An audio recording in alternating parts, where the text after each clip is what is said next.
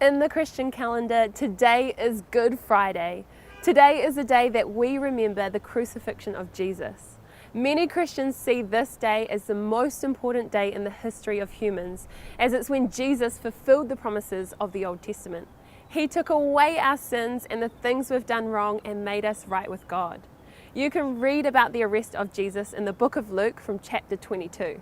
After they arrested Jesus, he was taken before the chief priests and a crowd of people where they shouted for him to be crucified.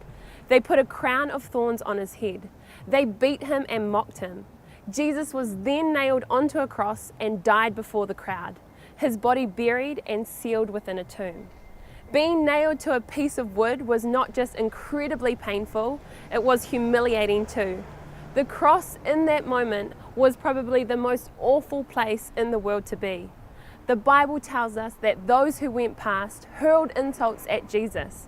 They said things like, "Come down from the cross if you are the Son of God," and "He saved others but he can't save himself. Let God rescue him now if he wants him." Jesus laid down his life for us on the cross. He reconciled us to God and died for the things that we've done wrong. Death is still death, even for Jesus. He trusted God's promise so that he trusted God with his life.